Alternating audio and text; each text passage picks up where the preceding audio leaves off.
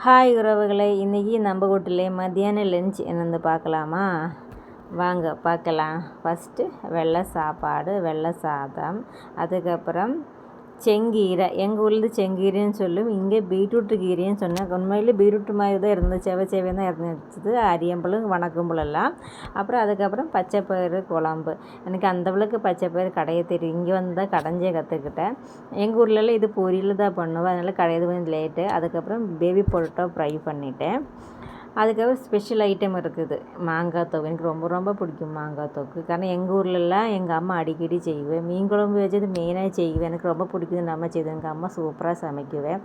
உண்மையிலே இந்த மாங்காய் தொக்கு செய்யும்போது எனக்கு என்ன அம்மா நினப்பு தான் வந்தது. காரணம் அம்மா சாப்பாடெல்லாம் சாப்பிட்ணுன்னெல்லாம் நிறைய பேர் கொடுத்து வச்சிடணும். எனக்கு அந்த கொடுப்புன்னு என்ன சொல்லுமில்ல, அது கிடையாது. அதுக்கப்புறம் பாப்பாவுக்கு தான் காய் போட்டு, பாப்பாவுக்கு இந்த கீரை காய் வந்து என் பெரிய பாப்பாவுக்கு பிடிக்காது. இப்போ தான் டாக்டர் வேறு ஸ்கின் அலர்ஜின்னு சொல்லி டாக்டரை பார்த்ததுக்கு டாக்டர் காய்கறிகள் நிறைய சாப்பிட்ணுன்னு சொல்லி மிரட்டி வச்சுருக்குறேன்.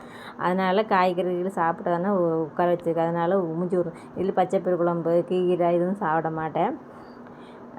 பாப்பாவுக்கு மெயினாக எப்படி இருந்தால் அதிலே பொரோட்டா ஃப்ரை மட்டும்தான். வேறு ஒன்றும் என் பிள்ளைக்கு ரொம்ப பிடிக்காதுன்னு உட்காந்து வச்சுட்டு சாப்பிட்டோன்னு கிட்ட உட்கார வச்சு சாப்பிட்டோன்னு உட்காந்துருக்குறேன். அதனால் ஒரு மூஞ்சி ஒரு மாதிரி டல்லாக வச்சுருக்கிறேன். அவ்வளோதான் உறவுகளை, எங்கள் வீட்டில் சிம்பிளான ஒரு மினி லஞ்சு. இனி அடுத்த நெக்ஸ்ட் வீடியோவில் பார்க்கலாம். Okay, bye, see you.